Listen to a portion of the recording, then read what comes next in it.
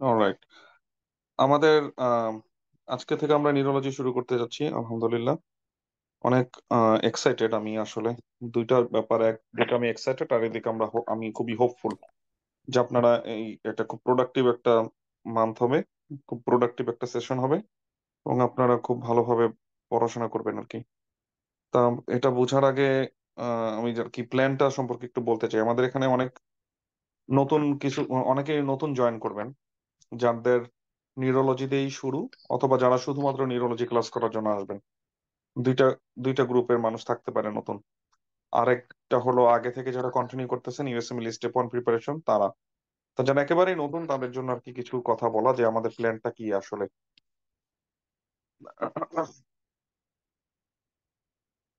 বাকিরা সবাই প্ল্যান জানে, কিন্তু আপনাদের যারা একেবারে নতুন, যারা প্ল্যানটা বুঝতেছি না, তাদের জন্য আর কি আমি প্ল্যানটা বলি। কেমন? অনেকভাবে নিউরোলজি পড়া যায়। আহ যারা শুধুমাত্র নিউরোলজি পড়তে আসছেন, না, সবার জন্যই নিউরোলজিতে কয়েকটা ম্যাটেরিয়াল পড়লে আর কি বেস্ট হয়, ঠিক আছে? প্রথম কথা, নিউরোলজিতে আমাদের সবার এত ফিয়ার কেন? নিউরোলজি কিরকম সিস্টেম সেটা নিয়ে একটু কথা বলি। আপনারা বাংলাদেশে যখন মানে আমরা যখন মেডিকেল স্কুলে ছিলাম, যদি একটু একটু ঠান্ডা মাথায় যদি একটু খেয়াল করেন যে একটা সিস্টেম, একটা এরিয়া মোটামুটি এড়িয়ে যাওয়া হয় সব সময় সকল পরীক্ষায়, সেটা হলো নিউরোলজি। যদি একটু একটু খেয়াল করেন আর কি, ঠান্ডা মাথায় যদি খেয়াল করেন, ইট ডাজ নট ম্যাটার আপনার মেডিকেলটা প্রথম সারির নাকি দ্বিতীয় সারির, গভর্নমেন্ট নাকি প্রাইভেট। মোটামুটি যদি একটু খেয়াল করে দেখেন যে রেসপিরেটরি সিস্টেম যেভাবে প্রায়োরিটি পাচ্ছে, হার্ট লাংস যেভাবে প্রায়োরিটি পাচ্ছে, সেই অ্যানাটমি ছাড়া, অ্যানাটমি ডিপার্টমেন্ট একটু এমফাসাইজ করে। তারা একটা ডিফারেন্ট কার্ড রাখছে ব্রেন পড়ানোর জন্য, সিএনএস পড়ানোর জন্য। ফিজিওলজি একটু এমফাসাইজ করে, যদিও সেখানে বুঝায় পড়ায় না, এটা আরেকটা সমস্যা। তারপর থেকে আর কখনোই আপনি দেখবেন না ক্লিনিক্যাল সেটিং এ, কখনোই আপনি দেখবেন না যে এই নিউরোলজিটা এমফাসাইজ পাচ্ছে, কোনোভাবে এমফাসাইজ পাচ্ছে। ইন্টারনেটে সে যেও সেম একই কন্ডিশন দেখবেন। কোন একটা কারণে আপনি মানে এই নিউরোলজিক্যাল ডিজিজের পেশেন্ট গুলো সম্পর্কে আপনি কমফোর্টেবল না, কোন একটা কারণে। আপনি জানেন না একটা সিজারের রোগী আসলে কি করবেন, আপনি জানেন না একটা আনকনসিয়াস রোগী আসলে কি করবেন। হ্যাঁ, দুইটা জিনিস জানেন। একটা অর্ডার সেট মুখস্থ করে রাখেন সাধারণত, সেটা হলো ইসকেমিক স্ট্রোক যদি হয় এটা হলো আমার অর্ডার সেট, হেমোরেজিক স্ট্রোক যদি হয় এটা হলো আমাদের অর্ডার অর্ডার সেট, এবং ফিক্সড। আর কোনো ইভালুয়েশন, ইমেজিং দেখে আলাদা করা, লোকেশন বুঝতে পারা, স্ট্রোকের কজ ইভালুয়েশন করা, এগুলো সম্পর্কে আর কোনো দরকারই নেই। কি কারণে জানি না, কোনোদিন হয়তো বা জানি না কয়বার স্পাইনাল কর্ডের পেশেন্ট পাওয়া যায়, স্পাইনাল কর্ডের লেশন আমরা পাই কিনা। কিন্তু যখন আমি আমেরিকায় ট্রেনিং করা শুরু করলাম, তখন দেখলাম যে অনেক ডাইভার্স পেশেন্ট, অনেক ডাইভার্স নিউরোলজিক্যাল পেশেন্ট। বাংলাদেশে দেখতাম খালি এক জায়গায় স্ট্রোক, খালি ইন্টারনাল ক্যাপসুলে স্ট্রোক। এখানে এসে দেখলাম যে না, শুধু ইন্টারনাল ক্যাপসুলে স্ট্রোক হবে কেন, অনেক জায়গায় স্ট্রোক হয়। ডাইভার্সিটি আসলে এরকম। এটা পুরো ডিপে কথা বলবো না, কিন্তু একটা জিনিসে আমরা সবাই এগ্রি হব, যে নিউরোলজিটাকে অ্যাভয়েড করা হয়, এবং নিউরোলজিতে আমাদের একটা উইকনেস এবং আমাদের একটা ফিয়ার নিয়ে আমরা বড় হই। ঠিক আমরা যখন যারা ইউএসএমএল পড়া শুরু করি তখনও দেখা যায় যে আপনি কি বলেন, কার্ডিওলজিতে পড়তে ভালো লাগে, কার্ডিওলজিটা আমার কাছে সেন্স মেক করে, কার্ডিওলজি ভালো লাগে, কার্ডিওলজি আমি বুঝি। কিন্তু ভাই নিউরোলজিটা বুঝি না। নিউরোলজিতে দেখবেন মানে কনস্ট্যান্ট একটা ফিয়ার থাকতেছে, কনস্ট্যান্ট একটা মানে, এটা একটা ডিফারেন্ট জগৎ, ঠিক আছে? তা এটা এটা মানে এটা একদিকে এক্সাইটিং, একদিকে কেন এক্সাইটিং, ও এরপরের কথা বলি আপনাকে। তো পরে যখন আর কি ট্রেনিং এ ঢুকলাম আমি, আপনারা জানেন, অনেকে হয়তো বা জানেন আমি একটা ট্রেনিং এ আছি ছোটখাটো। তা ট্রেনিং এ ঢোকার পর এখন হসপিটালে, ইভেন ইউএস এর হসপিটালে যেটা দেখলাম, এট ফার্স্ট আমি তো নিজে প্রাইভেট মেডিকেল, আমি মনে করছি যে আচ্ছা প্রাইভেট মেডিকেলের মানুষ মনে হয় নিউরোলজি পারে না, বাকি সবাই মনে হয় নিউরোলজি পারে। তা পরে আমাদের এক স্যারই বললো, মেডিসিনের এক স্যার বলতেছে যে না, নিউরোর ফিয়ার হলো এভরিহোয়ার।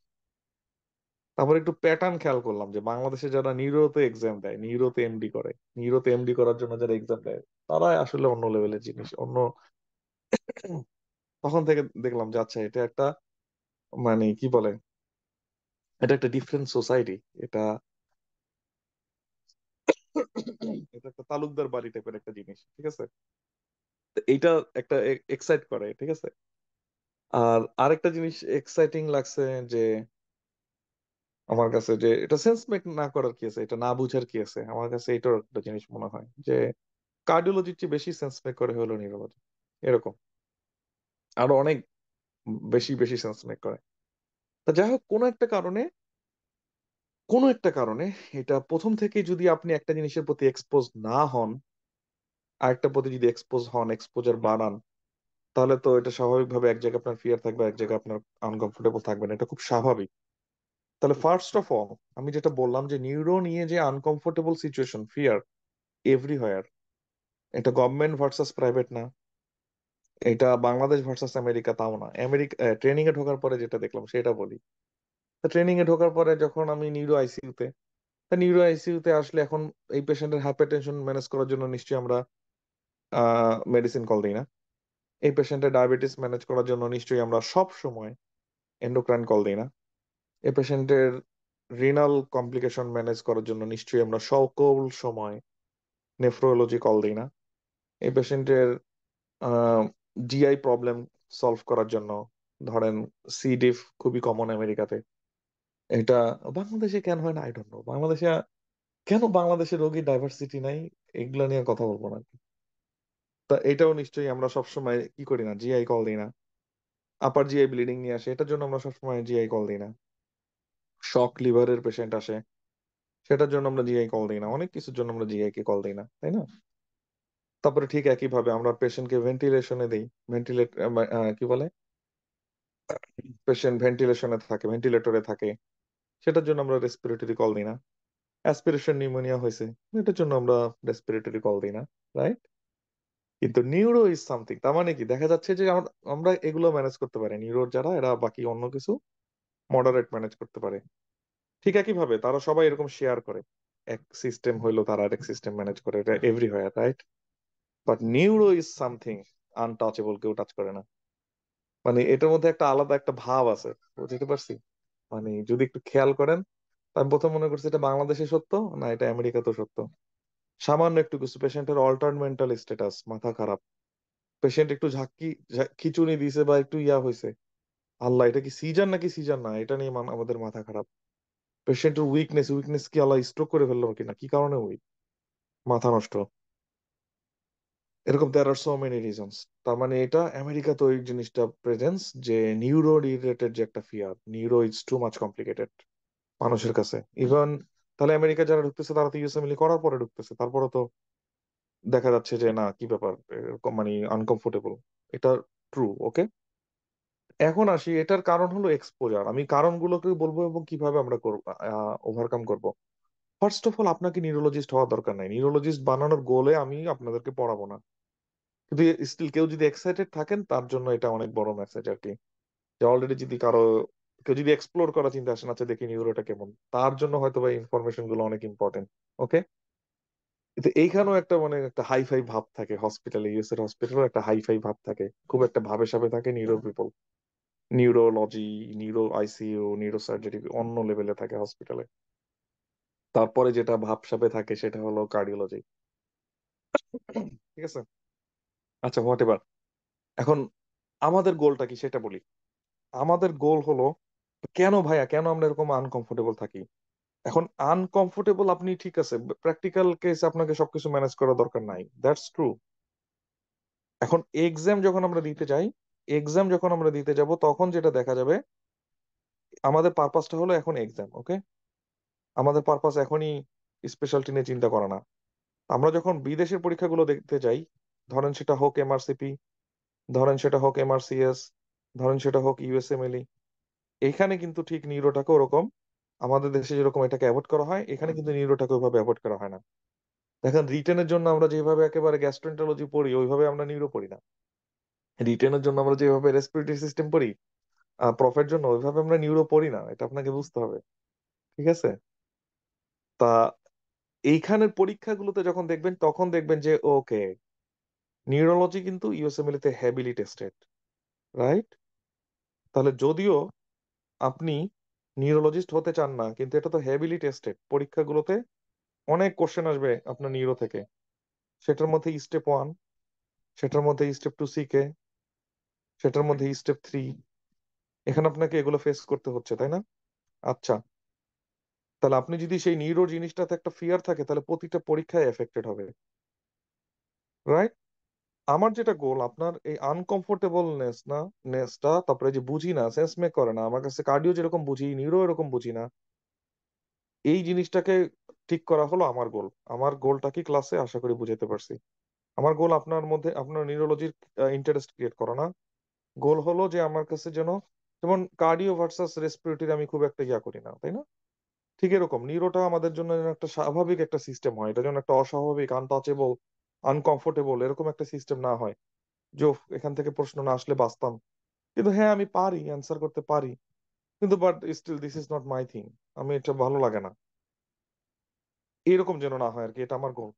আর যেটা বললাম যে ওইটা ট্রু, এটা সব জায়গাতে ট্রু। এবং আপনি যদি রেসিডেন্সি অ্যাপ্লিকেশনের প্যাটার্নটা খেয়াল করে দেখেন, সেখানে দেখবেন যে যে পরিমাণ মানুষ ইন্টারনাল মেডিসিন অ্যাপ্লাই করে, যে পরিমাণ মানুষ আদার স্পেশালিটিতে যাইতে চেষ্টা করে, তার মানে ছিটাফাটাও নিউরোলজিতে যাওয়ার চেষ্টা করে না। কিন্তু তার মানে এটা না যে আপনি এখানে ফাঁকা মাঠে গোল দিবেন। যারা যেতে চায় তারা খুব স্ট্রং অ্যাপ্লিকেন্ট হয়। এর জন্য নাম্বার কম হলেও কোয়ালিটি খুব স্ট্রং, দ্যাটস, সেটা এটাকে আপনার ইয়া বানায় দেয়, কম্পিটিটিভ ফিল্ড বানায় ফেলে। এনিওয়েজ, আমাদের গোলটা কি? আমাদের গোলটা হলো কনসেপ্ট ডেভেলপ করা নিউরোলজি নিয়ে। এখন আমি বলি নিউরোলজিতে ফিয়ারের কারণটা কি। নিউরোলজিতে ফিয়ারের এক নাম্বার কারণ হলো আনএক্সপোজার, এক্সপোজড না হওয়া। প্রথম থেকেই আমি এটাকে এক্সপোজড হওয়া মানে হই না আমরা, তার মানে আমাদের ইনিশিয়াল ক্ষতিটা অলরেডি হয়ে গেছে, ঠিক আছে? ইনিশিয়াল ক্ষতিটা আমাদের অলরেডি হয়ে গেছে, সেটা হলো মেডিকেলে থাকতে আমরা এক্সপোজড হই নাই এটার প্রতি, কোনো ভাবেই হোক, এটার প্রতি যেভাবে হোক আমার এখানে এক্সপোজড হওয়া হয় না। এটা হলো ফার্স্ট, এক নাম্বার কারণ আনকমফোর্টেবল হওয়ার। দুই নাম্বার কারণ আনকমফোর্টেবল হওয়ার, নিউরো এরকম একটা সিস্টেম যেখানে অলওয়েজ অ্যানাটমি দরকার হয়, অলওয়েজ। এটা খুব ইন্টিগ্রেটেড একটা সিস্টেম, সবসময় এটার মধ্যে অ্যানাটমিটা দরকার হবে। তখন আমরা মনে করি যে আচ্ছা এখন মেডিসিন পড়বো, অ্যানাটমি কেন পড়বো, রাইট? এরকম একটা ফিলিংস থাকে সবসময়, বা সবসময় ইন্টিগ্রেট করি না। মনের ডিজিজ পড়তে গেলে আমাকে খুব কনস্ট্যান্ট অ্যানাটমির পেছনে দৌড়াইতে হয় না, কিন্তু নিউরো ইজ সামথিং, এখানে আপনাকে কনস্ট্যান্ট নিউরো অ্যানাটমির পেছনে দৌড়াইতে হবে। তার মানে হলো বেসিক সায়েন্সটাকে ইনকর্পোরেশন না রাখা, ইনকর্পোরেটেড না রাখা হলো নিউরোর প্রতি ফিয়ারের আরেকটা কারণ। এখন এখন আসি, দুইটা জিনিস কি সলভ করার মতন কিনা। নাম্বার ওয়ান, এক্সপোজড হবে তখনই, একটা জিনিস এক্সপোজ এক্সপোজ হতে হলে ফার্স্ট কথা হলো আপনাকে ডিসিশন নিতে হবে যে না আমি এখন এক্সপোজড হব ওই জিনিসটার প্রতি। তো already you you made your big decision যে ওকে, নিউরোলজি ক্লাস করব আমি। তো বিগ ডিসিশনের মধ্যে এক্সপোজার বাড়ানোর একটা উপায় হলো লাইভ ক্লাসে তো আমি বেশি এক্সপ্লেন করবো না, তবুও লাইভ ক্লাসগুলোতে থাকা, এটা হলো একটা এক্সপোজার বাড়ানো, ঠিক আছে? একটু বেশি বেশি সময় থাকা।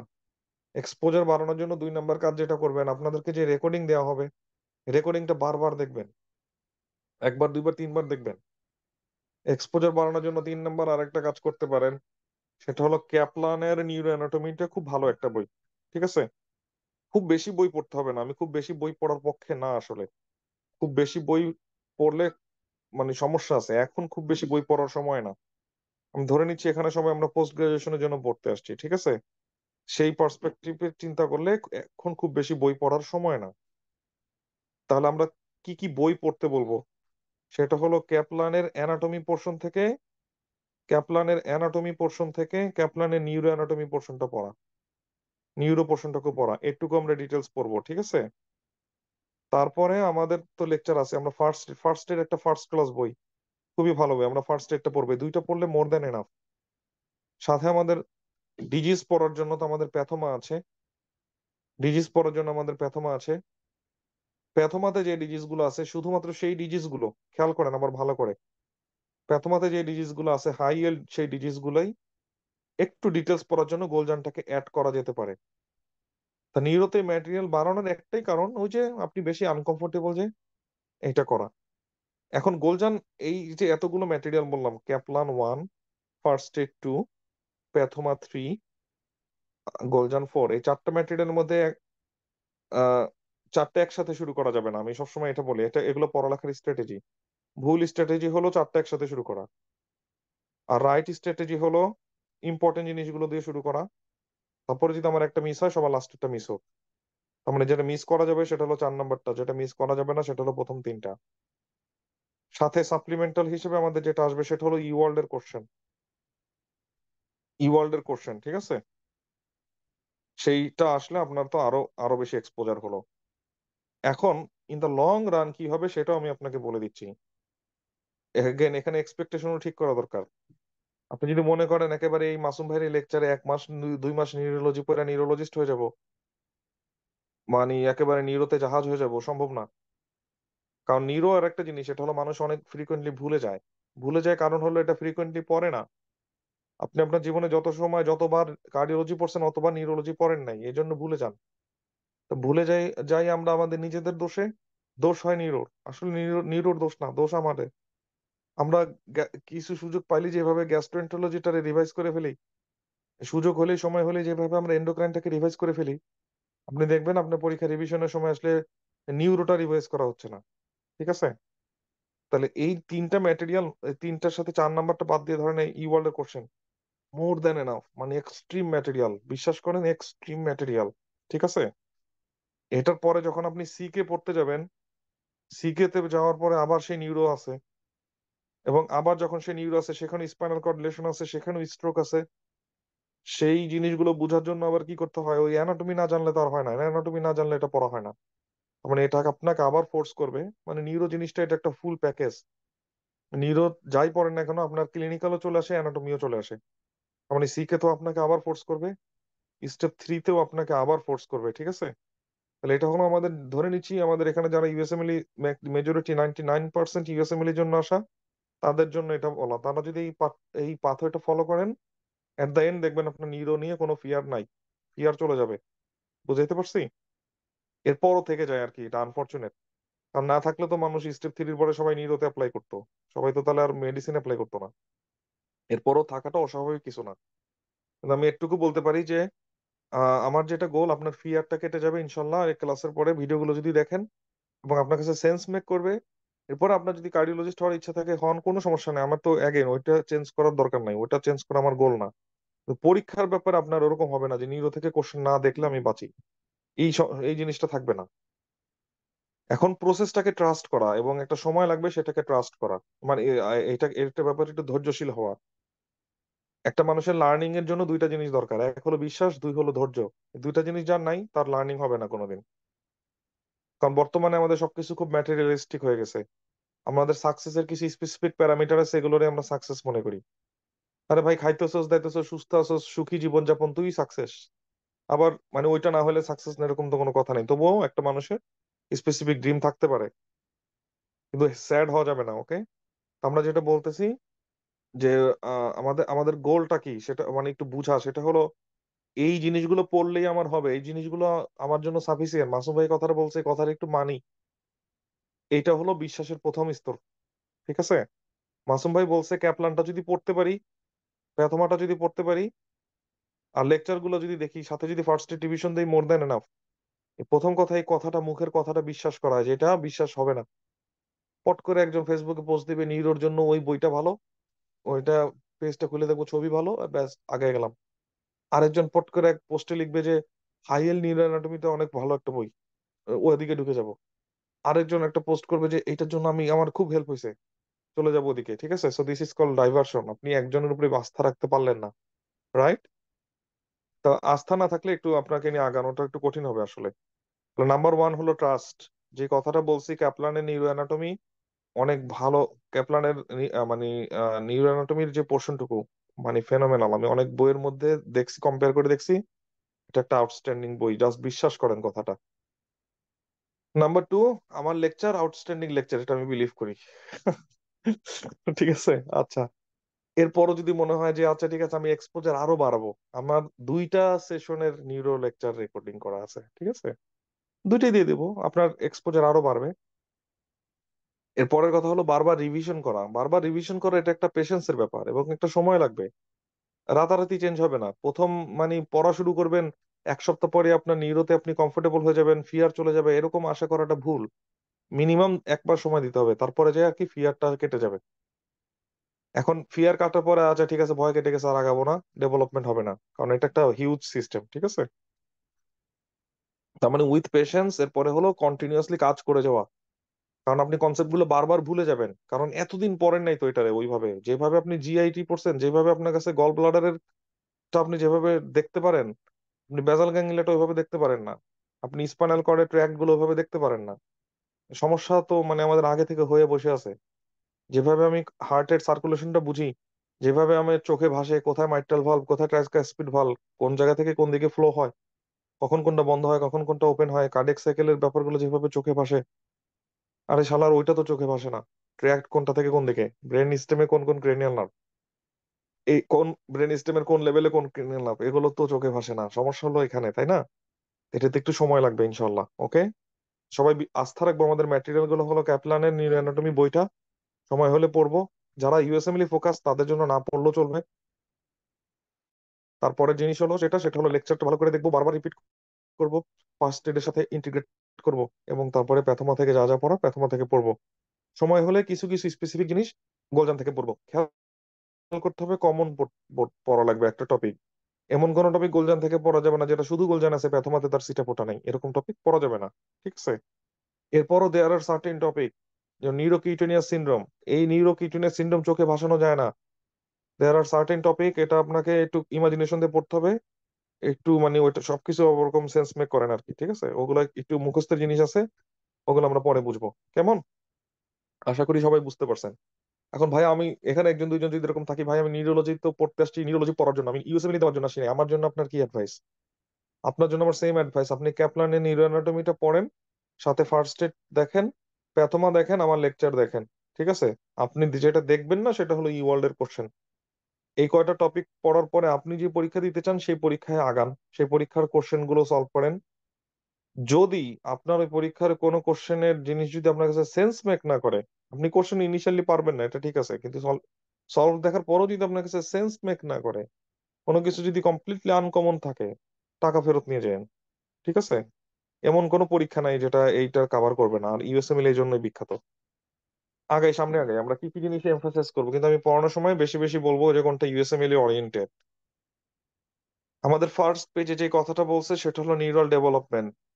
আগে নিউরাল ডেভেলপমেন্টটা খুবই ইম্পর্টেন্ট, বারবার পড়তে হবে, বারবার পড়লে আমার কাছে একটা সেন্স মেক করবে। তো পড়ালেখার প্রথম জিনিস যেটা, যে কেন আমাদের কাছে একটা পড়ালেখাটা হিস্টোরি মনে হয় না, কারণ আমরা জানি না যে শুরু করতে হয় কোথা থেকে। সবসময় বইয়ের প্রথম জিনিসটা, যেটা বইয়ের প্রথম, এটা স্টার্টিং নাও হইতে পারে। ধরেন এই টপিকে যেটা ফার্স্ট লাইন, এটা আমার স্টার্টিং নাও হইতে পারে। তাহলে এখানে আমি স্টার্ট করব যে আমাদের বডিতে অ্যাকচুয়ালি কয়টা লেয়ার ছিল, সেই লেয়ারের মধ্যে থেকে নিউরাল প্লেট কই থেকে আসলো, নটোকট কই থেকে আসলো, সেই নিউরাল প্লেট গুলোর মধ্যে নিউরাল ফোল্ড কিভাবে তৈরি হলো, সেই নিউরাল ফোল্ড থেকে কিভাবে নিউরাল টিউব তৈরি হলো, এবং নিউরাল টিউবটা যখন তৈরি হলো তখন নিউরাল ক্রেস্টটা তৈরি কিভাবে তৈরি হলো, এবং এই টোটাল যে প্রসেসটা, এটার ইন্ডাকশন হিসেবে কাজ করলো কে, নটোকর্ড। এবং সেই নটোকর্ডটা পজিশনটা কোথায় নিউরাল টিউবের সাথে কম্পেয়ার করলে, এবং ইভেনচুয়ালি অ্যাডাল্ট লাইফে সেই নটোকর্ডটা কোথায় থাকতেছে, এবং আমার এমব্রিওলজির সাথে অ্যাডাল্ট লাইফের কম্পেয়ার করলে সেটা কি সেন্স মেক করে কিনা। সেন্স মেক করে সামনে আগাবো। ওকে? আচ্ছা, যারা একেবারেই নতুন নিউরোলজিতে শুরু করতেছেন তাদের জন্য বলি, বেস্ট হলো আমি প্রথমে জয়েন করার সাথে সাথে আমি গ্রুপে কি দিয়ে দেই, আমি গ্রুপে হলো রেকর্ডিং দিয়ে দিই। আগে রেকর্ডিং দেখবেন, তারপরে লাইভ ক্লাস দেখবেন, এটা আপনার জন্য লার্নিং এ সবচেয়ে বেশি ভালো হবে। ঠিক আছে? But either way is okay. এরকম যদি হয় যে আপনার কোনো ধারণাই নাই, একেবারে নতুন, তখন অনেক সময় লাইভ ক্লাস আপনার কাছে আপনি ক্যাচ করাটা কঠিন হবে। আমি যদি বলতেছি ইদার ওয়ে ইজ ওকে, আপনি যদি স্পেসিফিকলি আমাকে বলেন যে ভাই কোনটা বেস্ট, আমি বলবো আগে রেকর্ডিং দেখা, তারপরে আমার লাইভ ক্লাসের এই যে কারেন্ট এই ক্লাসগুলো যেটা সেটা দেখা, সেটা হলো আপনার জন্য বেস্ট হবে। এবং এরপরে আবার একটু কন্টেন্ট গুলোতে ফিরে যাওয়া, যে ঠিক আছে ওই টপিকটা পড়ার সময় আমি কোথায় ফোকাস করব বেশি বেশি। ঠিক আছে? এটা। আর আজকের ক্লাসে যারা অলরেডি লেট, অর্থাৎ না আমি বুঝতে পারি নাই, এনরোল হইতে খুব দেরি হয়ে গেছে, এখন কি করার আছে, এখন আসলে কিছু করার নাই। নেক্সট ক্লাস থেকে এটা করবেন আর কি, সমস্যা নাই। ঠিক আছে? নেক্সট ক্লাস থেকে এটা করবেন। ওকে, কোনো সমস্যা নাই, আজকের ক্লাসটা চলুক, আজকের ক্লাসটা দেখেন এবং বুঝেন যে কোথায় কোথায় ফোকাস করব নেক্সট রেকর্ডিং গুলো দেখার সময়। আচ্ছা? আর খুব প্রোঅ্যাক্টিভ পড়ালেখার ক্ষেত্রে হতে হবে, খুবই প্রোঅ্যাক্টিভ। মানে পিছনে পড়বেন কেন, রেকর্ডিং নিয়ে রেকর্ডিং মানে বি ভেরি ভেরি প্রোঅ্যাক্টিভ। আমার অ্যান্সারের জন্য ওয়েট না করা, গ্রুপে জিজ্ঞেস করা রেকর্ডিং কোথায়, কোনো কিছুতে আটকে গেলে গ্রুপে আগে জিজ্ঞেস করা। You have to be very very proactive. ফেসবুকে একটা পোস্ট দিলাম, সবাই ইন্টারেস্টেড ইন্টারেস্টেড, বসে থাক ইন্টারেস্টেড, এরকম আর কি। আপনার কাছে সুযোগ আসবে না, আপনাকে সুযোগ খুঁজে নিতে হবে। তারপরের কথা চলে আসি, নিউরাল টিউবটা আমরা তৈরি করছি। এখন এই নিউরাল টিউবের মধ্যে ব্রেন তৈরি হবে, নিউরাল টিউবের মধ্যে কি তৈরি হবে, স্পাইনাল কর্ড তৈরি হবে। খুব ইন্টারেস্টিং ব্যাপার না? এইখানে আমাদের কনসেপ্ট হলো কিভাবে তৈরি হবে, this is not the concern. কি হয়েছে এটা হলো কোশ্চেন। আচ্ছা ভাইয়া, কিভাবে হয়েছে এটা কেন পড়বো না? কারণ কিভাবে হয়েছে আমাকে বুঝতে হবে, নলেজটা আমাকে কোনোভাবে হেল্প করবে কিনা। এটা নলেজ আছে কিনা, আছে সাম এক্সটেন্ট, থিওরিটিক্যাল নলেজ, যেটা আমাকে হেল্প করতেছে না ক্লিনিক্যালি। তার মানে আমরা বেসিক সায়েন্সের ওই জিনিসটুকুই পড়ি যেটা আমাকে ক্লিনিক্যাল অ্যাপ্লিকেশনে হেল্প করে। মেডিসিনে, মেডিকেল সায়েন্সে এই জিনিসটা খুবই ইম্পর্টেন্ট, যে নলেজের দিক থেকে আপনাকে একটু একটু সিলেক্টিভ হতে হবে, যে কি কোশ্চেনের অ্যান্সার আমি খুঁজবো, কি কোশ্চেনের অ্যান্সার আমি খুঁজবো না। ওকে? তাহলে কি বলে, রিজিওনালাইজেশনটা কিভাবে হচ্ছে, কিভাবে নিউরাল টিউব থেকে, তাহলে দুইটা ইনসিডেন্স এখানে খুবই ইম্পর্টেন্ট। নিউরাল টিউবটা ক্লোজ হওয়া দরকার, নিউরাল টিউবটা ক্লোজ না হলে আমি বেলুন তৈরি করতে পারবো না। তাহলে বেলুন যদি তৈরি না হয়, ব্রেন তৈরি হবে না। তাহলে নিউরাল নিউরাল টিউবটা ক্লোজ করার জন্য তো একটা টিউবের দুইটা ওপেনিং থাকে, দুইটা ওপেনিং যদি আবার ক্লোজ না হয় তাহলে কি হয়, সেই ডিজিজটার নাম কি, রিস্ক ফ্যাক্টর কি, কিভাবে সেটা প্রিভেন্ট করা যাবে, এই টিউবের মডিফিকেশন গুলো কিভাবে হয়। সেখানে প্রথম একটা বাবলের মতন তৈরি হয়, সেটা হলো ফোর ব্রেন, তারপরে মিড ব্রেন মেজেনসেফালন, তারপরে হলো হাইন্ড ব্রেন রম্বেনসেফালন। ওই যে বললাম যে মেডিকেল সায়েন্সের আরেকটা সমস্যা হলো যে কিছু কিছু জায়গায় কিছু নাম মুখস্থ রাখতে হয়, মুখস্থ না করলে পরে সেন্স মেক করে না, পরে আর বোঝা যায় না, আমি গল্প হারিয়ে ফেলি। এমন একটা গল্পে যদি খুব কঠিন কঠিন মানে চরিত্র আছে, কিন্তু চরিত্রের নামগুলো খুব কঠিন কঠিন, তাহলে সেই গল্পটা ডাইজেস্ট করা এবং গল্পটা আরেকজনকে বলাটা একটু কঠিন হয়ে যায়। ঠিক আছে? তো নিউরোলজিতে এরকম একটা প্যাটার্ন আপনি খেয়াল করতে পারেন, যে নিউরোলজিতে যে আমরা গল্পের মধ্যে যে আমাদের নামগুলো আছে না ভাই, এই নামগুলো সব স্প্যানিশ নাম, ঠিক আছে, মানে কঠিন। স্প্যানিশ না অ্যাকচুয়ালি, মানে নামগুলো কঠিন। এটা আরেকটা কারণ যেটা নিউরোলজিকে কঠিন করে ফেলে। ঠিক আছে? তাহলে এটা করার উপায়, একটা একটা সহজ উপায় আছে, সহজ উপায়টা বলে দিব সবাইকে। সহজ উপায় হলো নামটা ধরে 20 বার মুখস্থ করার মতন 20 বার উচ্চারণ করা, এনফোর্স করা এবং রিভিশন করা, যেন ওই নামটা আমি মনে রাখতে পারি। সেরেবেলো পন্টাইল ট্র্যাক্ট, যেমন হঠাৎ করে একটা ট্র্যাক্টের নাম আসলো, কই থেকে আসলো, তাহলে আগে আমি ভিজুয়ালাইজ করবো ট্র্যাকটা কোথা থেকে কোথায় যায়, এবং বারবার আমি বলবো, মুখে উচ্চারণ করব যে এইটা হলো এই ট্র্যাক্ট, ট্র্যাক্টের নাম হলো এইটা। পরে দেখা যায় যেটা আপনার ট্র্যাক্টে এরকম একটা ট্র্যাক্ট আছে, এটা মনে থাকে কিন্তু নামটা মনে থাকে না, তার মানে নামটা একটা নিউরোলজিতে কঠিন ব্যাপার। আমাদের নিউরাল টিউবের রিজিওনালাইজেশনটাও অনেক ইম্পর্টেন্ট, পরীক্ষা আসার মতন। সেন্ট্রাল অ্যান্ড পেরিফেরাল নার্ভাস সিস্টেমের ক্লাসিফিকেশনটা এখানে বুঝতে পারাটা খুব ইম্পর্টেন্ট, খুবই ইম্পর্টেন্ট। ওকে? নিউরো এপিথেলিয়া কি, নিউরো এপিথেলিয়া টিউবের যেটা কাভারিং, সেখান থেকে সিএনএস এ নিউরন আসতেছে, গ্লিয়াল সেল আসতেছে, এখানে হিস্টোলজি চলে আসলো। তাহলে নিউরনের কাজ কি, গ্লিয়াল সেলের কাজ কি, তারপর গ্লিয়াল সেলের আলাদা স্পেসিফিক কাজ আছে। অর্থাৎ আমরা জানলাম যে আমাদের ব্রেন এবং স্পাইনাল কর্ডে শুধুমাত্র যে নিউরন আছে ব্যাপারটা এটা না, আমাদের নিউরনের চেয়ে বেশি আছে হলো তার সাপোর্টিং সেল। নিউরনের চেয়ে বেশি মানে সাপোর্টিং সেলের পরিমাণ অনেক বেশি, সেই সাপোর্টিং সেল গুলো সম্পর্কে আমরা জানবো, এবং কয়েকটা টাইপের সাপোর্টিং সেল আছে। নিউরাল ক্রেস্ট সেল হলো, those are the derivatives of the neural tube. তারা একটা স্পেসিফিক প্রপার্টি তারা মাইগ্রেট করতে পারে, মাইগ্রেট করে তারা বিভিন্ন স্পেসিফিক ডিস্টেন্সে যে বিভিন্ন জিনিস তৈরি করবে। একটু আইডিয়া নিব, তার মানে হলো নিউরাল ক্রেস্ট সেল যদি মাইগ্রেট করতে না পারে, তখন আমাদের কিছু স্পেসিফিক ডিজিজ হতে পারে। যেমন নিউরাল ক্রেস্ট মাইগ্রেট করে যাওয়ার পরে সেখানে পেরিফেরাল নার্ভাস সিস্টেম তৈরি করার কথা ছিল। তো ধরেন নিউরাল ক্রেস্ট মাইগ্রেট করে লার্জ ইন্টেস্টাইনে যেয়ে সেখানে এন্টারিক নার্ভাস সিস্টেম তৈরি করলো না, সেই ডিজিজের নাম কি? তারপরে টপিক হলো মেসোডার্ম থেকে আসতেছে মাইক্রোগ্লিয়া, মাইক্রোগ্লিয়া মেসোডার্ম থেকে আসতেছে। হেমাটোলজিক্যাল সেল, তার কাজ হলো ইমিউনোলজির সাথে। নিউরাল টিউব ডিফেক্টের মধ্যে পরীক্ষার পারপাস, ইউএসএমএল এর পারপাসে দুইটা জিনিস সবচেয়ে বেশি ভালো বুঝতে হবে। নাম্বার ওয়ান, কিভাবে নিউরাল টিউব ডিফেক্ট এই ডিজিজটাকে অ্যাভয়েড করা যায়, এটা কেন হয়। এটা হয় হলো ফলেট ডেফিসিয়েন্সি অথবা অ্যান্টিফলেট ড্রাগ খাওয়ার মাধ্যমে। অ্যান্টিফলেট ড্রাগ কখন খায়, কে খায়, সে অ্যান্টিফলেট ড্রাগের নাম কি। নিউরাল টিউব ডিফেক্ট প্রিভেন্ট করার জন্য এখন একটা মা যে ফলিক অ্যাসিড খাবে, সেই ফলিক অ্যাসিডটা কখন খাবে। তারপরের কথা হলো, এটা হলো ফার্স্ট কথা, কিভাবে প্রিভেন্ট করা যায়, কি কি কনটেক্সটে এটা আসে। তারপরের টপিক হলো ডায়াগনোসিস রিলেটেড। যখনই ডায়াগনোসিস, তখন আমরা বুঝবো এটা অ্যান্টিনেটাল ডায়াগনোসিস করা সম্ভব। অ্যান্টিনেটাল ডায়াগনোসিস আল্ট্রাসাউন্ড দিয়ে করা যাবে, এবং তার কিছু সিরাম মার্কার থাকে, সেই সিরাম মার্কার গুলো কি। এটা হলো পসিবিলিটি ডায়াগনোসিস করার। এখন অ্যান্টিনেটাল ডায়াগনোসিস করা সম্ভব, তার মানে কি পোস্টনেটালও তো অবশ্যই সম্ভব, কারণ পোস্টনেটাল মানে জন্ম হয়ে গেছে বাচ্চার, এখনো দেখা যাবে। তাহলে এখন আমাকে বুঝতে হবে যে মানে আমি ডায়াগনস্টিক মডালিটি কি কি ইনভলভ করতেছি এবং টাইমিংটা ইনভলভ করতেছি। তারপরে যাব আমি বোঝার জন্য যে আচ্ছা কি কি ডিফারেন্ট টাইপের নিউরাল টিপ ডিফেক্ট হয় এবং সেই টাইপগুলোকে কিভাবে আলাদা করতে হয়, এই কোনটা ডায়াগনোসিস কোনটা, এইটা বোঝাটা কেন ইম্পর্টেন্ট। কারণ একটা আরেকটার চেয়ে বেশি সিরিয়াস, বেশি সিভিয়ার, তার মানে এটা আমাদের পরবর্তী ম্যানেজমেন্টকে চেঞ্জ করে দিবে, তাই তো? এই জন্য আমাদেরকে এটা ডিফারেন্সিয়েট করতে পারাটা খুবই ইম্পর্টেন্ট। তাহলে এটা পরীক্ষার মধ্যে এটা খুবই পরীক্ষায় এটা খুবই ইম্পর্টেন্ট যে অ্যাকচুয়ালি ডায়াগনোসিসটা তার কি, ডায়াগনোসিসটা কি তার স্পাইনা বাইফিডা অকাল্টা, নাকি মেনিঙ্গোসিল, নাকি মেনিঙ্গোমায়োলোসিল, নাকি মায়োলোস্কাইসিস। তারপরের কথা হলো অ্যানেনসেফালি। অ্যানেনসেফালি হলে কি হবে, কোন ডিফেক্টের মধ্যে আমি আলফা ফিটোপ্রোটিন বেশি পাবো, কোন ডিফেক্টে আলফা ফিটোপ্রোটিন বেশি পাবো না। তারপরের টপিক হলো রিজনালাইজেশন নিয়ে কাইন্ড অফ, অর্থাৎ নিউরাল টিউব ক্লোজ হয়েছিল কিন্তু এর পরে ফার্দার আরো প্রবলেম হয়েছে, সেটা হলো হলোপ্রোজেনসেফালি। আর একটা হলো লিসেনসেফালি। লিসেনসেফালি হলো neuronal migration smooth brain surface, lack of sulci and gyri. এখন lack of sulci of gyri যাদের থাকবে তাদের ক্ষেত্রে কিছু নন স্পেসিফিক নিউরোলজিক্যাল ডিজিজ থাকতে পারে, যেমন ডিসফেজিয়া, সিজার, মাইক্রোসেফালি, ফেশিয়াল অ্যানোমেলিস, খুব একটা ইম্পর্টেন্ট না।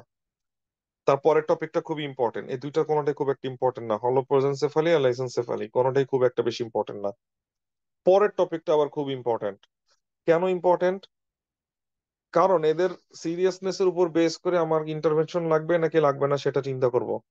একটা পেশেন্টের কিয়ারি মালফরমেশন কেন হচ্ছে, কিয়ারি ওয়ান মানে কি, কিয়ারি টু মানে কি, আলাদা করব কি করে, ড্যান্ডি ওয়াকার ম্যালফরমেশন মানে কি, কি নিয়ে প্রেজেন্ট করবে কখন চিন্তা করতে পারবো, ঠিক আছে?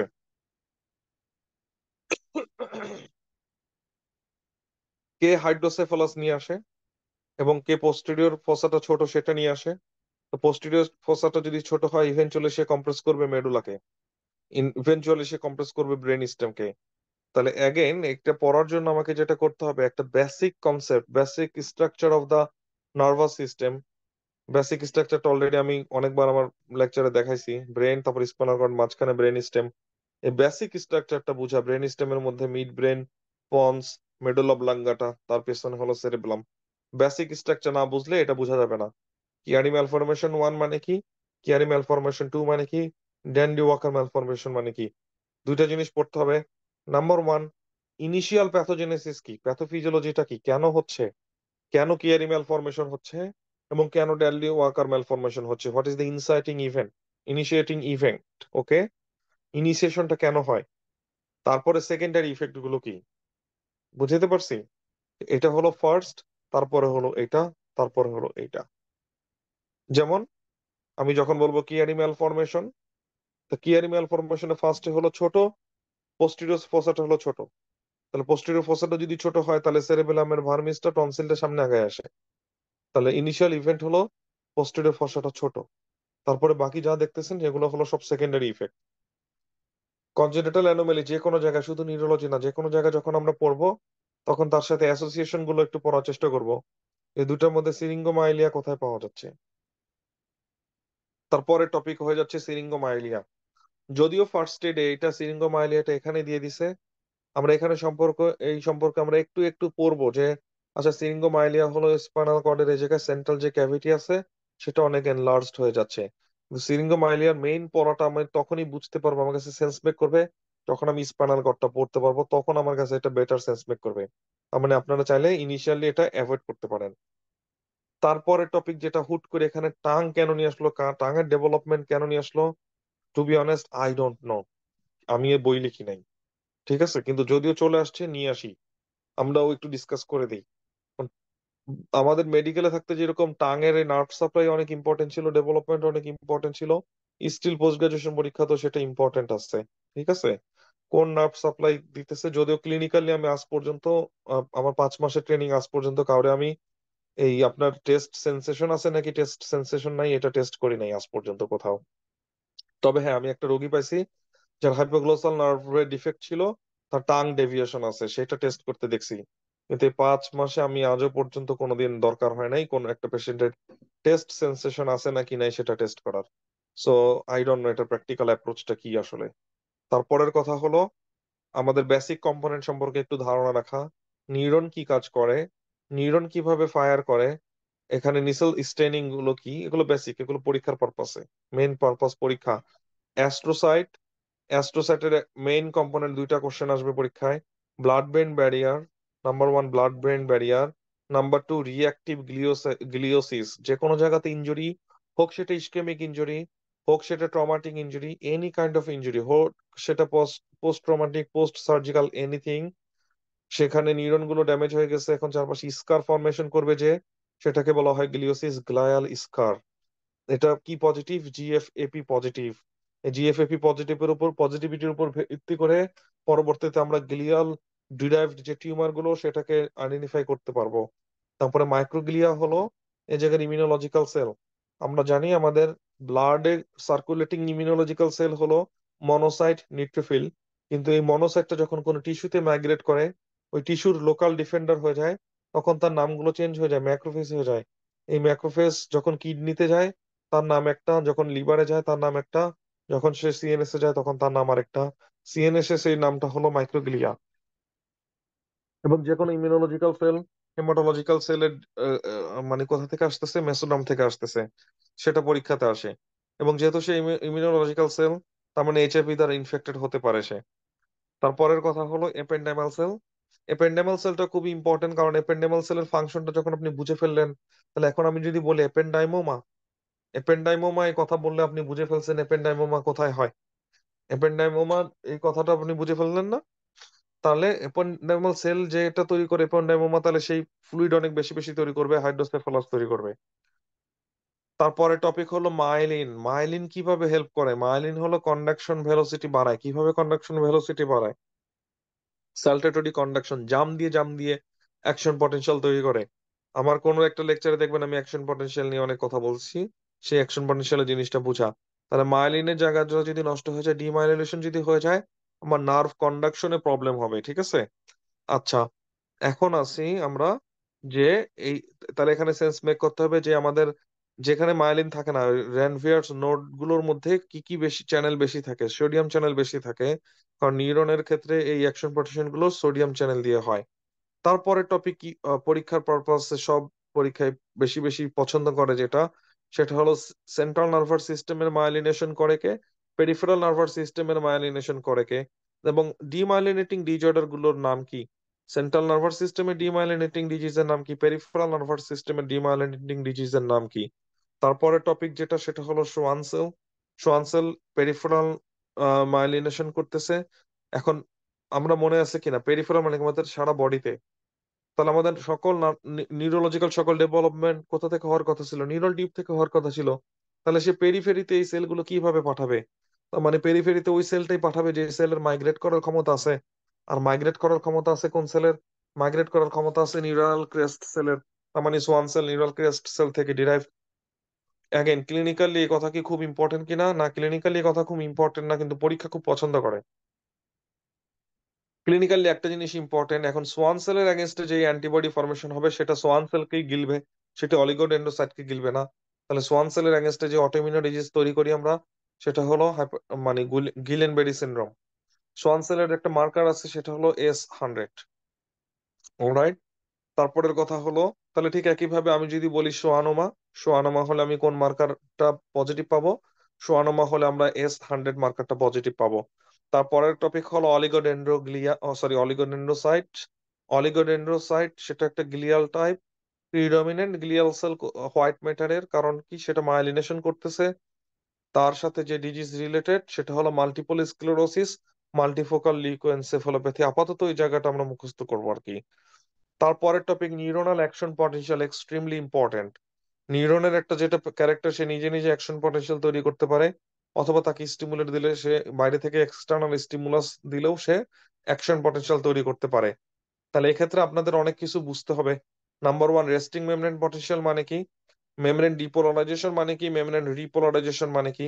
মেমব্রেনের হাইপারপোলারাইজেশন মানে কি? এই সবগুলো টপিক আমি আমার যে রেকর্ডিং লেকচারের মধ্যে সেখানে ডিটেলস পড়ানো হয়েছে।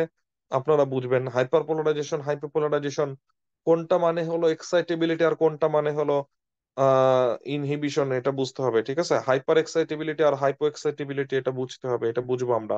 এগুলো না বুঝলে পরবর্তীতে অ্যান্টিসিজার মেডিকেশন আমরা বুঝবো না। এগুলো না বুঝলে আমরা গাবা কিভাবে কাজ করে এগুলো বুঝবো না, অনেক কিছু বুঝবো না। সেন্সরি রিসেপ্টর টাইপ, আপনি মানে এই এই জিনিসগুলো যাদের অপছন্দ, মানে যে ভাল লাগে না, এটা কোনটা কোন লার্জ ফাইবার কি, এ গামা নাকি সি নাকি এ ডেল্টা, আপনার যদি এরকম ফিল হয়, আপনি আর আমি ভাই ভাই অথবা ভাই বোন, আমারও এটা ভাল লাগে না। অর্থাৎ পুরো এই মানে ব্যাপারটা এরকম কখনো হয় না যে ধরেন আপনি, মানে ধরেন আমি আপনাদের ক্লাস নেই, তার মানে এটা এজ এ টিচার আমি যতই অভিনয় করি না কেন, inside me there are certain area এটা আমার পড়াইতে ভালো লাগে না। এটা আমার, কারণ আমিও তো একজন মানুষ, তাই না? এটা আমার পড়াইতেও ভালো লাগে না, পড়তেও ভালো লাগে না। এই টেবিল হলো ওরকম একটা জিনিস, পড়াইতেও মজা নাই, পড়তেও মজা নাই, এবং লাস্ট 5 মাসে কোনোদিন দরকার হয় নাই। ঠিক আছে, তবে এটা একটা বেসিক সায়েন্স। এই বেসিক সায়েন্সটা কখন দরকার হয়? বেসিক সায়েন্সটা দরকার হয় ডায়াবেটিক নেফ্রোপ্যাথি পড়ার জন্য, যে কখন লার্জ ফাইবার এফেক্টেড কখন স্মল ফাইবার এফেক্টেড, তাই না? সকল সময় লার্জ ফাইবার এফেক্টেড হয় না, কিছু কিছু সময় স্মল ফাইবার এফেক্টেড হয়। আরেকটা জিনিস আমরা স্পাইনাল কর্ড পড়ার সময় বুঝবো, যে কোনটা কোনটা higher modality sensation. Higher modality sensation মানে খুব সফিস্টিকেটেড ইনফরমেশন। সফিস্টিকেটেড ইনফরমেশন নেওয়ার জন্য আমি কোনো ধরনের ইনফরমেশন লস করতে পারবো না, তার মানে হাইলি মাইলিনেটেড হতে হবে সেটা। তার মানে কন্ডাকশন ভালো হবে যদি নার্ভের ডায়ামিটারটা ভালো বড় হয়। যদি নার্ভটা ওয়েল মাইলিনেটেড হয় তাহলে তার কন্ডাকশন ভেলোসিটিটা, মানে কন্ডাকশনটা খুব বেটার, হাই কোয়ালিটি কন্ডাকশন হবে। হাই কোয়ালিটি কন্ডাকশন করবো আমরা হাই কোয়ালিটি সেন্সেশনের জন্য। তাহলে কোনটা হাই কোয়ালিটি সেন্সেশন, কোনটা মানে অত বেশি হাই কোয়ালিটি সেন্সেশন না, ঠিক আছে, লো কোয়ালিটি বলা যাবে না, হায়ার মডালিটি সেন্সেশন। তাহলে হায়ার মডালিটি সেন্সেশন নাকি লো মডালিটি সেন্সেশন এটা আমরা বুঝাইছি। তারপরে টপিকে চলে আসি, পেরিফেরাল নার্ভ কিভাবে অরিয়েন্টেড থাকে, পেরিফেরাল নার্ভ সার্জারির ক্ষেত্রে খুবই ইম্পর্টেন্ট। সেক্ষেত্রে এন্ডোনিউরনের ফাংশন কি, পেরিনিউরনের ফাংশন কি, এপিনিউরনের ফাংশন কি, কোনটা খুব ক্লোজলি থাকতেছে, কোনটা সবার বাইরের দিকে থাকতেছে, লেয়ার গুলো পরীক্ষায় আসে। ক্রোমাটোলাইসিস, যদি একটা নিউরন ইনজুরি হয়, যদি একটা নিউরনের একটা একটা এক্সন তো অনেক বড় থাকে, তাই না? তো লেকচারে কোন একটা পর্যায়ে হয়তো বা আমি আপনাকে জিজ্ঞেস করছি যে একটা এক্সন কত বড় হতে পারে, কি মনে হয় আপনার? বা আমি একটা জিজ্ঞেস করছি যে একটা, আপনি জীবনে কোনোদিন এক্সন দেখছেন কিনা, বা কোনোদিন একজন টাচ করে দেখছেন কিনা, কি মনে হয়? হ্যাঁ, সবাই দেখছেন। কোন অ্যানাটমিতে মিডিয়ান নার্ভটা একটু ধরেন নাই, এরকম মানুষ তো থাকার কথা না, তাই না? মিডিয়ান নার্ভ একটু, মানে যারা আমরা প্রাইভেট মেডিকেল, আমরাও দেখছি অনেকের ধারণা প্রাইভেট মেডিকেলে কোনো নার্ভ থাকে না। Anyways, so I don't think এরকম কারো থাকার কথা যে কোনোদিন একটু ওই কি বলে, মানে ওই ডেড বডিতে একটু ক্যাডেভারে ওই নার্ভ গুলো আইডেন্টিফাই করি নাই। আগে আমি এটা ভাবছিলাম যে আল্লাহ, এই যে প্রাইভেট মেডিকেলে ঢুকলাম, বডি তো নাই, সার্জন যদি হইতে চাই সার্জন কেমনে হবো না? আল্লাহ, এখনো সার্জন হই নাই যদিও, এখন আবার তো সার্জন হওয়ার ইচ্ছা। কিন্তু যাই হোক, ওইটা আমাকে মানে না হইলে অন্য কারণে হতে পারবো না, কিন্তু ওইটা খুব একটা প্রবলেম করতেছে না, আলহামদুলিল্লাহ। যে বডি ছাড়া কেমনে হবো, কারণ ওগুলো আসলে বডি না, এগুলো কি বডি রে ভাই। আর আরেকটা জিনিস হলো যে, মানে এটা আমার কাছে সেন্স মেক করে না, যদি ওই বডি গুলাকে আমি একটু গ্লাভস সহকারে ধরতাম, কি এমন ক্ষতি হতো, আমার লার্নিংটা কিভাবে এফেক্টেড হতো। ওই ডেড বডির ভেসেরা গুলো মানুষ খালি হাতে ধরে, কি মানে ন্যাস্টি, কি মানে, এটা কিভাবে সম্ভব? এখানে আমরা জীবিত মানুষ তো খালি হাতে ধরতেছি না, এখানে রোগী দেখতে গেলে, রোগী এক্সামিন করতে গেলে দেখছেন কিনা গ্লাভস পরে ফেলে। আমি মনে মনে ভাবি যে তোমরা জানো আমরা ডেড বডি খালি হাতে ধরতাম। এখন সেটাও সেন্স মেক করে না যে একটু যদি গ্লাভস ইউজ করতো মেডিকেল স্টুডেন্টরা, লার্নিংটা মনে হয় খুব এফেক্টেড হয়ে যেত। তো যাই হোক, আই ডোন্ট নো। ঠিক আছে, আই ডোন্ট নো। তা যাই হোক, আপনারা সবাই মিডিয়ান নার্ভটা একটু দেখছেন তো ধইরা? কে কে দেখছেন মিডিয়ান নার্ভটা একটু টাচ করছেন, কে কে জীবনে একবার হলো?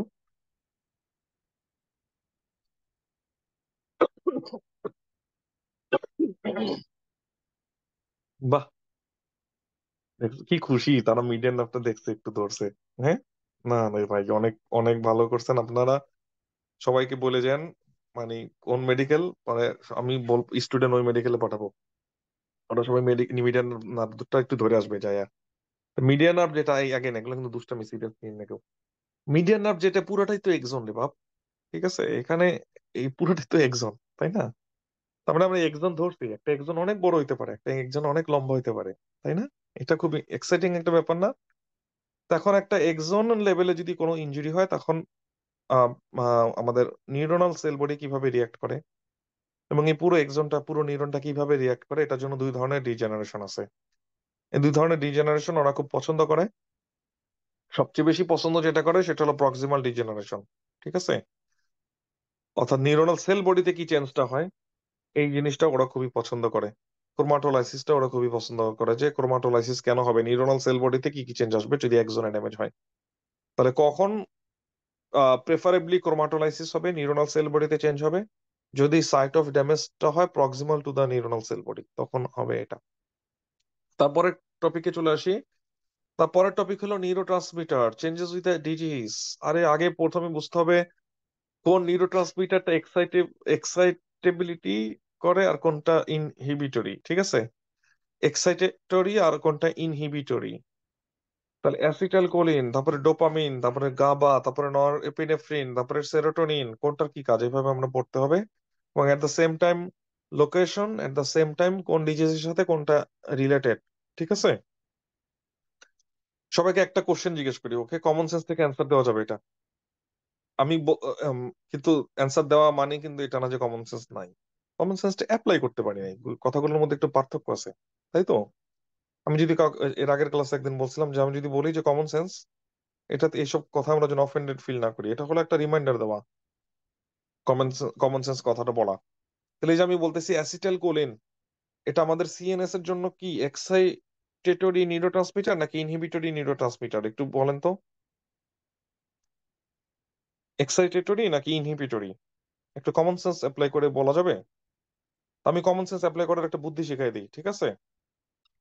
তা ধরেন আপনি কোনোভাবে পারেন না, কিন্তু আপনার কাছে যে গিভেন ইনফরমেশন গুলো অলরেডি আপনার ব্রেনে আছে, সেগুলোকে প্রসেস করে আমরা এই অ্যান্সারটা দিতে পারবো, সবাইকে দিতে পারবো।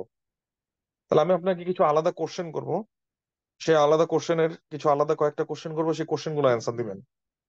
নাম্বার ওয়ান কোশ্চেন হলো যে আমাদের এরকম কোন ড্রাগ আছে কিনা যে একই সাথে হিস্টামিনকে ব্লক করে এবং একই সাথে অ্যাসিটাইল কোলিনকে ব্লক করে। হ্যাঁ অবশ্যই, আমি কথা শুনলেই বোঝা যাচ্ছে, তাই না? তার মানে যে ড্রাগটা অ্যান্টি হিস্টামিন, সেই ড্রাগটা at the same time anticholinergic হিসেবে কাজ করতে পারে। ওকে, ভালো কথা। এখন আমরা চলে গেলাম ড্রাগে। তারপরের টপিক, আমাদের সেই অ্যান্টি হিস্টামিন ড্রাগ গুলো, কিছু ড্রাগ আছে সেন্ট্রাল নার্ভাস সিস্টেমকে পেনিট্রেট করতে পারে, ব্লাড ব্রেন ব্যারিয়ার পেনিট্রেট করে সিএনএস পর্যন্ত ঢুকে। কিছু আছে সেন্ট্রাল নার্ভাস সিস্টেমে যেতে পারে না, ব্লাড ব্রেন ব্যারিয়ারকে পেনিট্রেট করতে পারে না। এই দুইটাকে আমরা কিভাবে আলাদা করি? তাহলে আমাদের দুই ধরনের অ্যান্টিহিস্টামিন আছে, একটা আমাদের কি করে, ড্রাউজিনেস করে, আরেকটা আমাদেরকে ড্রাউজিনেস করে না। তাহলে আপনার কাছে কি মনে হয়, যেটা ড্রাউজিনেস করে ওইটা সিএনএস এর মধ্যে ঢুকে, নাকি যেটা ড্রাউজিনেস করে না ওইটা সিএনএস এর মধ্যে ঢুকে? এই যে ড্রাউজিনেস, ঘুমায় যাওয়া, নিশ্চয়ই এটা পেরিফেরাল নার্ভের কাজ না, তাই না? তাহলে এটা সেন্ট্রাল নার্ভাস সিস্টেমের কাজ। পরের টপিক হলো, আচ্ছা তাহলে সেন্ট্রাল নার্ভাস সিস্টেমে অ্যান্টিহিস্টামিন যাওয়ার পরে আমাকে ঘুম পাতায় দিল, আমার এক্সাইটেবিলিটিটা চলে গেল, ইনহিবিট করে দিল, কিন্তু সে কোথায় কাজ করলো, সেখানে কোন রিসেপ্টরে সে কাজ করলো?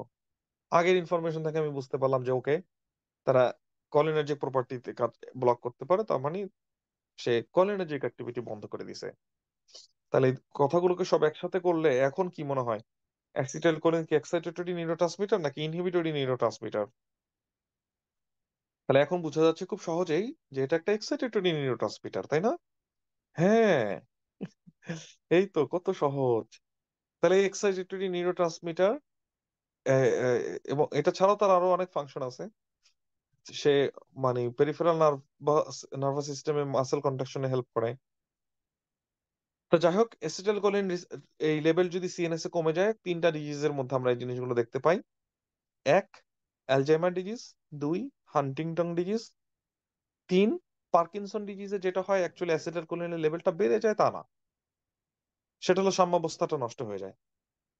অ্যাসিটাইলকোলিনকে কাউন্টার করবে যে সেটা কমে যায়, এই জন্য তখন অ্যাসিটাইলকোলিনের অ্যাক্টিভিটিটা বেড়ে যায়। তার মানে এটা হলো কোয়ান্টিটি দিক থেকে অ্যাসিটাইলকোলিন বেড়ে যায়, ব্যাপারটা এরকম না, কিন্তু অ্যাসিটাইলকোলিনের ইফেক্টটা ডমিনেন্ট হয়ে যায় তখন। তারপরের কথা হলো ডোপামিন। এই যে সেই ডোপামিন, হ্যাঁ, ফেসবুকের সাথে আসে যেটা, ফেসবুক চালালে যেটা রিলিজ হয় সেটা ডোপামিন। তাহলে এই ডোপামিন কোথা থেকে আসতেছে? আপনি ডিপ্রেসড, এক্সাইটমেন্ট নাই আর, ভাল লাগে না, ঢুকে গেলাম ফেসবুকে, একটু ইজিলি কিছু ডোপামিন পেয়ে গেলাম। সস্তা ডোপামিন হলো আমাদের ধ্বংসের মেইন কারণ। আগে আমাদের এত সহজলভ্য ডোপামিন ছিল না। আগে ডোপামিন রিলিজ করতে হলে ঘুড়ি উড়াইতে হতো। আগে ডোপামিন রিলিজ করতে হলে নদীতে যে ঝাঁপ দিতে হতো। আগে ডোপামিন রিলিজ করতে হলে টাকা জমায়া বই কিনতে হতো, সেই গল্পের বই পড়ে ডোপামিন রিলিজ করা যেত। আগের দিনে ডোপামিন গুলো এরকম সহজলভ্য ছিল না, বর্তমান যুগে ডোপামিন গুলো খুব সহজলভ্য হয়ে গেছে। বিছানায় বসে ডোপামিন পাওয়া যায়, এমনি সোফায় বসে ডোপামিন পাওয়া যায়। এজন্য আমাদের উন্নতির জন্য এগুলো একটা বাধা। এখন ডোপামিনের সাইকেল ব্রেক করার একটা উপায় বলে দিই সবাইকে, একটা পরীক্ষা, ঠিক আছে? একটা জিনিস বলে দিই, হ্যাঁ, সেটা হলো কারা কারা ফেসবুকে আসক্ত, মোটামুটি মনে হয় যে হ্যাঁ ফেসবুকে সময় নষ্ট হয় ভাইয়া। আর একটু কম হলেও কোনো সমস্যা হইতো না, কিন্তু হয়ে যায় কেমনে কেমনে যেন ঢুকি, আর স্ক্রল করতে করতে জীবনে খালি অধপতনের দিকে নিচে নামতেছি। খালি স্ক্রল করি আর নিচে নামি। এখন ভাই আমার এই নিচে নামাটা আমি একটু কমাইতে চাই, কিন্তু আবার ফেসবুক থেকে পুরো বয়াদ দিয়ে দিব, ফেসবুক থেকে পুরো বের হয়ে যাব, সেটাও তো মানে কেমন, এটাও চাই না, রাইট? দুইটার একটা সহজ সমাধান আছে, দিব। সেটা হলো লাঠিও ভাঙবে না, সাপও মরবে, নাকি সাপ মরবে না লাঠি ভাঙবে, এনিওয়েজ যেটাই হোক আর কি, এটা একটা সমাধান দিয়ে দেই। আমি নিজে এটা অ্যাপ্লাই করি মাঝে মধ্যে। সেটা হলো আপনি ফেসবুকে যে অ্যাপটা আছে না, অ্যাপটা ডিলিট করে দিবেন। অ্যাপটা ডিলিট করার পরে ফেসবুক চালাবেন হলো ওয়েব ব্রাউজে, তাহলে আপনি এটা করতে পারবেন। আশা করি আমি যেটা ইনস্ট্রাকশন দিচ্ছি আপনারা বুঝতে পারছেন। অর্থাৎ আগে যখন আমাদের অ্যান্ড্রয়েড অ্যাপ ছিল না মোবাইলে, তখন আমরা যেভাবে ফেসবুক চালাতাম সেভাবে চালাবেন। আই ডোন্ট নো এরকম যুগ কখনো ছিল কিনা, বাট একটা সময় আমি চালাতাম, তো হয়তো বা আমি জানতাম না। ঠিক আছে, অ্যান্ড্রয়েড অ্যাপটা ডিলিট করে দিবেন, মেসেঞ্জারের অ্যাপটা ডিলিট করে দিবেন। তারপরে সেই মেসেঞ্জার এবং ফেসবুক এগুলো সব আপনি ইউজ করবেন ব্রাউজার দিয়া, গুগল ক্রোম ব্রাউজার দিয়া। অর্থাৎ আপনার কমফোর্টটা একটু ব্রেক হয়ে যাবে আর কি, জাস্ট আপনার ভালো লাগাটা একটু কমে যাবে, আপনার ওই যে রেজুলেশনটা একটু খারাপ হয়ে যাবে, এক্সপিরিয়েন্সটা একটু খারাপ হয়ে যাবে, অর্থাৎ ডোপামিনটা একটু ব্রেক হবে। দেখেন এটা কাজে দেয় নাকি না দেয়। কাজে দিলে এই কনসালটেন্সির জন্য আবার একটা চার্জ দিয়ে যান, ভিজিট দিয়ে যান, আগাই। কিন্তু ফেসবুক বাদ দেওয়া লাগবে না, আমি তো জানি ফেসবুক বাদ দেওয়া যাবে না, ফেসবুক বাদ দিলে আমরা বাঁচবো না, এটা আমি জানি।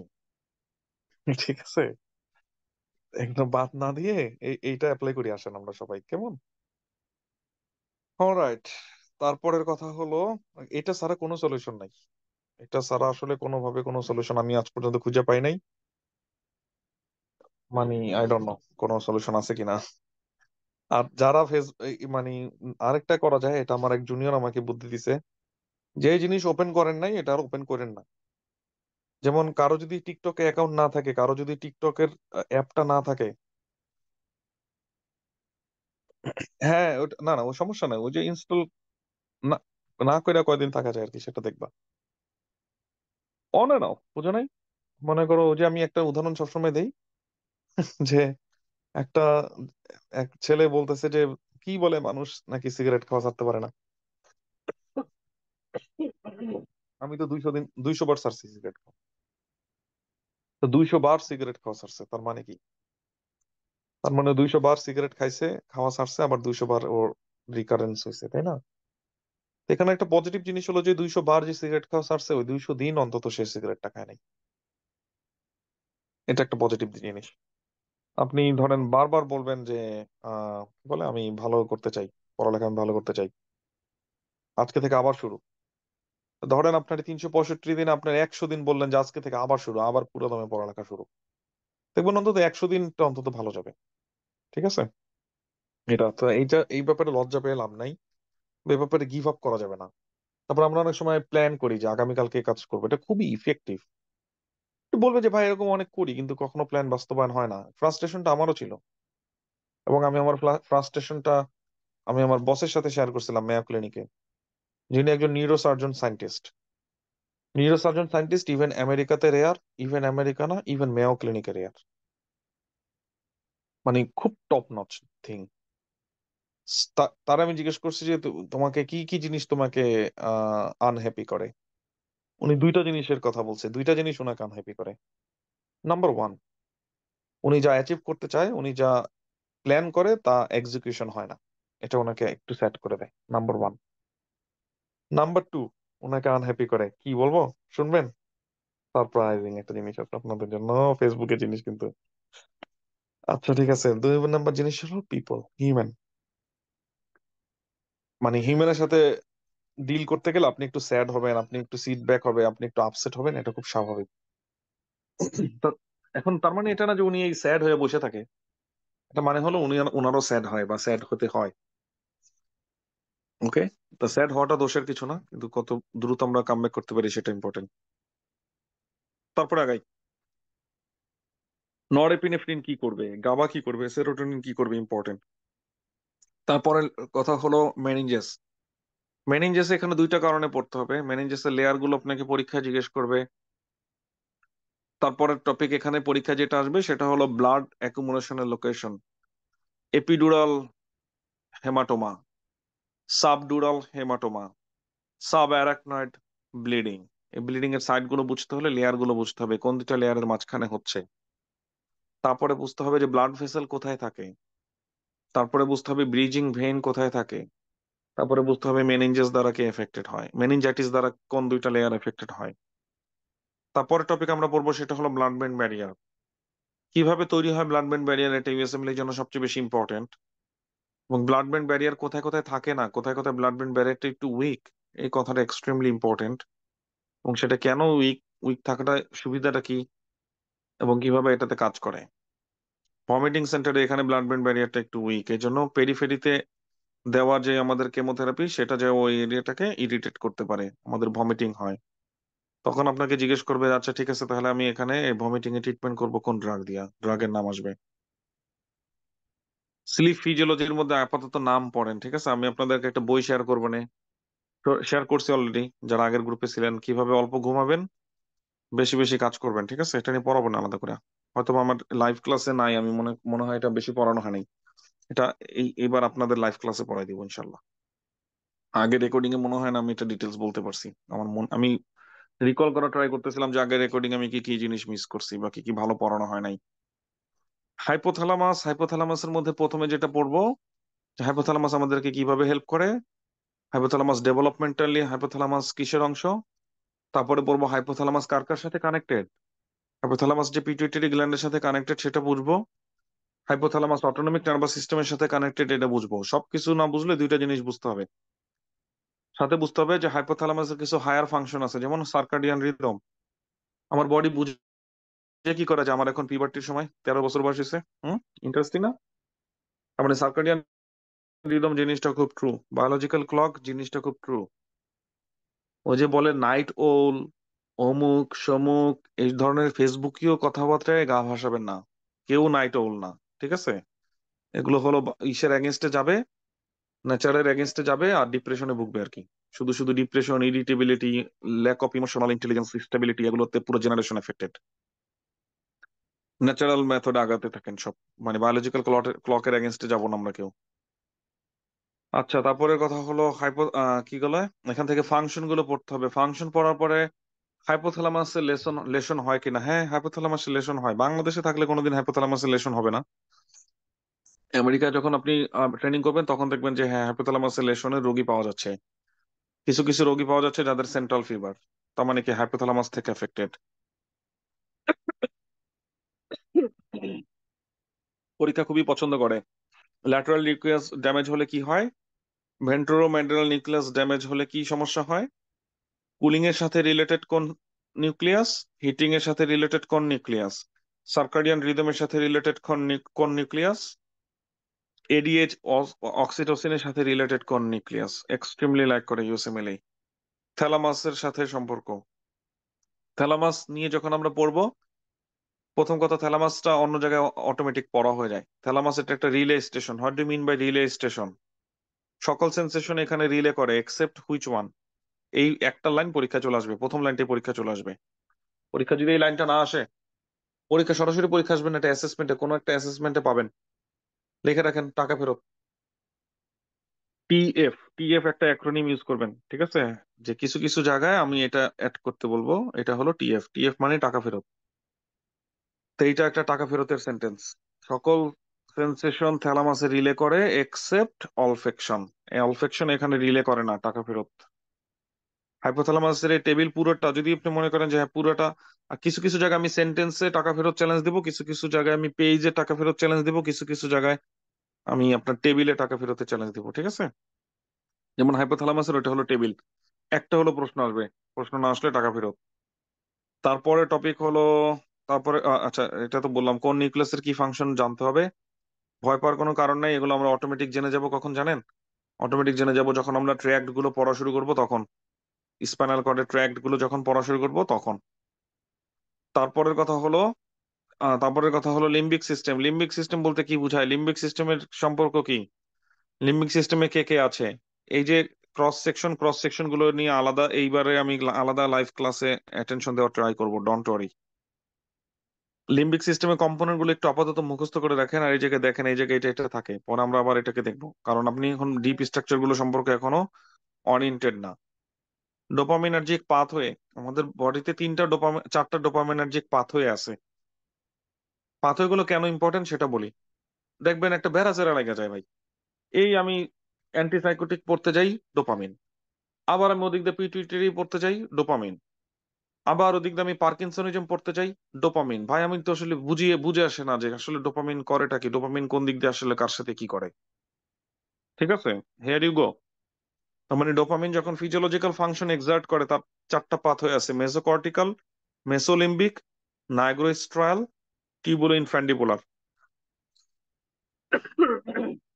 আমরা যখন ড্রাগ দিয়ে এটাকে স্পিড আপ করি, তখন আবার ড্রাগ দিয়ে যখন আমি দিব, তখন আবার সেই ড্রাগ তো আমি জেনারেলি থ্রো করলাম, বডির সিস্টেমে থ্রো করলাম, এখন সে সিএনএস এ যে সবগুলো পাথেতে যেতে পারে। তা যখন আমি ডোপামিন, অ্যান্টি ডোপামিনার্জিক ড্রাগ দিব, তখন দেখা গেছে থেরাপিউটিক ইফেক্ট করবে এটা দিয়া, বাকিগুলোতে হবে অ্যাডভার্স ইফেক্ট। আশা করি এই কথাগুলো বুঝতে পারছেন, ঠিক আছে? সেরেবেলামের বেসিক স্ট্রাকচার কি, বেসিক ফাংশন কি? সেরেবেলামের সেন্ট্রাল এরিয়া কাকে কন্ট্রোল করে, পেরিফেরাল এরিয়া কাকে কন্ট্রোল করে, ইপসিল্যাটারাল নাকি কন্ট্রাল্যাটারাল? এই চারটা কনসেপ্ট যেটা বললাম, এই চারটা পরীক্ষা আসবে। বেসাল গ্যাংলিয়ার কম্পোনেন্ট গুলো কি কি, এটা পরীক্ষায় আসবে। সেরেব্রাল কর্টেক্সের তারপরে আমরা সেরেব্রাল পারফিউশনের এটা পড়বো। তো আজকে আমরা আপাতত এখানে থেমে যাচ্ছি। লাইভ ক্লাসে আপনারা দেখবেন আমি পুরোপুরি ফার্স্ট এডের ইয়াতে আগাই নাই, ঠিক আছে? আমি পুরোপুরি ফার্স্ট এডের মতন করে আগাই নাই, ওকে? ফার্স্ট এডের সিকোয়েন্স অনুযায়ী আগাই নাই। তার মানে আমি মানে কি বলে, রেকর্ডেড ক্লাসে দেখবেন আমি ফার্স্ট এডের সিকোয়েন্স অনুযায়ী আগাই নাই, তার মানে এখানে আমাকে ফার্স্ট এডের সিকোয়েন্স অনুযায়ী আগালে হবে না। তো আমি এই ইয়াতে একটু বলে দিলাম যে আমরা কি কি জিনিসে ফোকাস করব, কিন্তু আপনাদের মেইন যেটা পড়ার, যেটা মেইন স্ট্রিম, সেটা হবে রেকর্ডিং। রেকর্ডিং এর সিকোয়েন্স অনুযায়ী পড়বেন, ঠিক আছে? তাহলে আপনাদের জন্য বেটার হবে। আমাদের ইনিশিয়াল প্ল্যান ছিল 25 তারিখে একটা ক্লাস নেওয়ার, কিন্তু যখন দেখলাম যে আমাদের নিউ কিছু স্টুডেন্ট চলে আসছে, তারা এখনো রেকর্ডিংটা শেষ করতে পারেনি, তাদের কথা কনসিডার করে আমাদের সেকেন্ড ক্লাসটা একটু পিছাবো আর কি। হয় এটা 29 তারিখে নিবো, নাহলে 30 তারিখে নিবো ইনশাল্লাহ। ওকে। আর তারপর থেকে আমাদের ডিসেম্বরের ক্লাস শুরু হয়ে যাবে। সবাইকে অসংখ্য ধন্যবাদ। গ্রুপে যারা এখনো ফোল্ডারটা পান নাই, তাদের আমি গ্রুপে শেয়ার করে দিব, বা আমি যদি ভুলে যাই অন্য কেউ শেয়ার করে দিয়েন। সবাই রেকর্ডিং দেখতে থাকেন, রেকর্ডিং দেখলে এগুলো সেন্স পেতে পাবে ইনশাল্লাহ। আগামী ক্লাসে আমরা পার্টিকুলারলি ফোকাস করব spinal cord, cerebral cortex, brain stem, stroke, এই এরিয়াগুলোকে আমরা পার্টিকুলারলি ফোকাস করব। ওগুলো সবকিছু একসাথে পড়া যায় আর কি। অলরাইট, সবাইকে অসংখ্য ধন্যবাদ। আসসালামু আলাইকুম।